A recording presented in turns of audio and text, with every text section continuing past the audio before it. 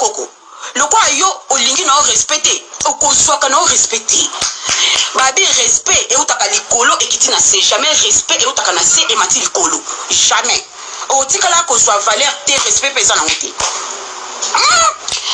tala biloko na ko yela bato Europe bino bato Europe ni yango eleka kuna bino bato Europe okeba na bino o prison moto okende siko prison ekomini a menace maite azam tel boso ke prison e boso ka sa ke prison te siko bosani siko bosani so ke prison te aboya balinga yo moko zaona oza bana babotolo bana bakenda yo babotolo bana ozobunda na minute ozolala na bandako ya social okomisi kuisi na batu ndako ya social osala ngo ba video ofinga batu aboya balinga boni boy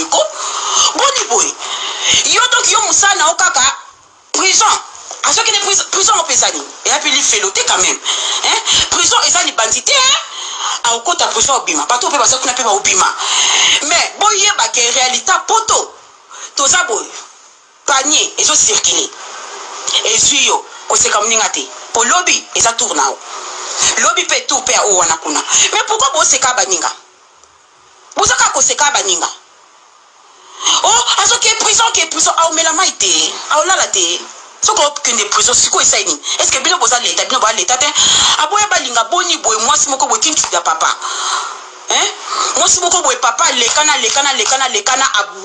aboti na mwana na papa na ye muta aboti mwana na papa na ya aboya balinga lukana solution Luka solution à vie na yo maman. Luka solution à vie na yo maman. Ni comme nini. Et ça quand azo ke prison bino nyo surtout azo ke prison donc clé na bino place bo télémelika ya ngwana do bo kanga mika wana bo diembela. OK prison. Et là comme sous sur le bezate kaka azo ke prison. Mais c'est quoi ça? Azo ke prison. On doit que prison azate.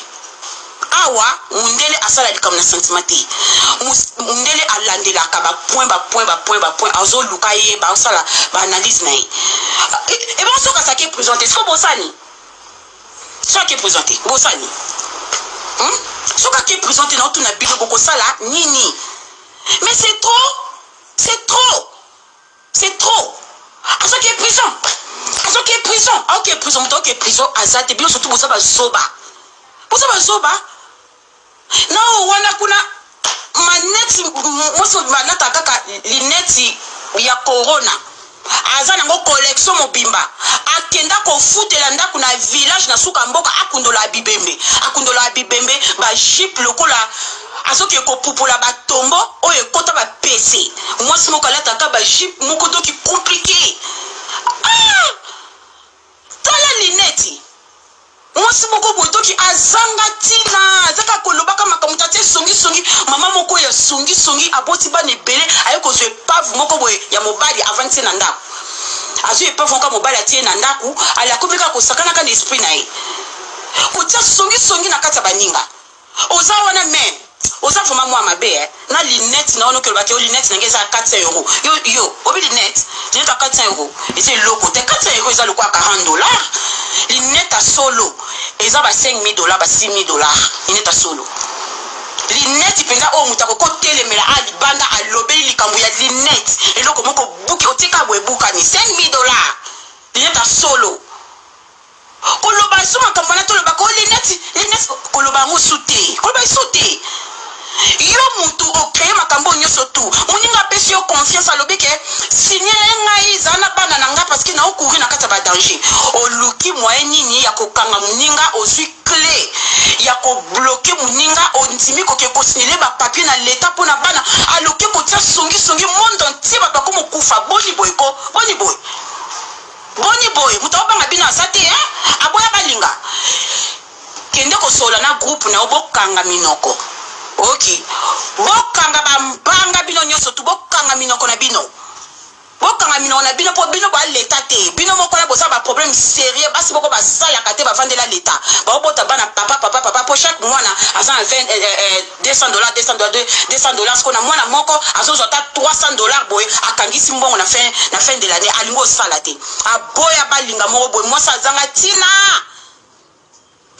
tina aliaka biloko esopandele na caméra Makangwa papa mbanda mama na ye. Il suffit de quelques billets pour régler vos problèmes. Quand vous passez à la télé, vous passez à l'internet, vous allez sur YouTube, vous allez direct, vous allez voir conneries makasi.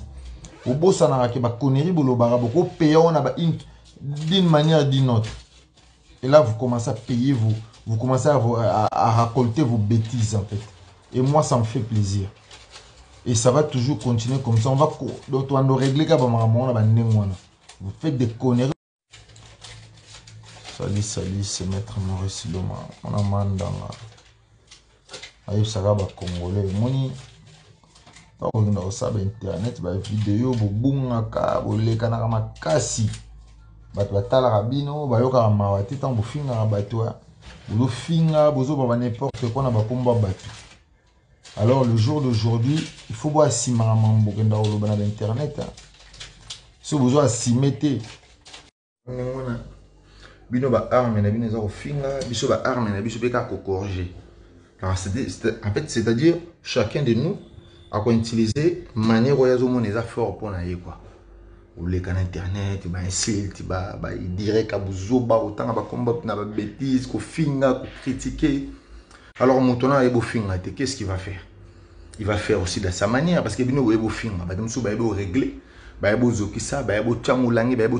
fait, chacun a réglé dans le monde pour régler. C'est-à-dire pour tout le monde on va Congolais, faut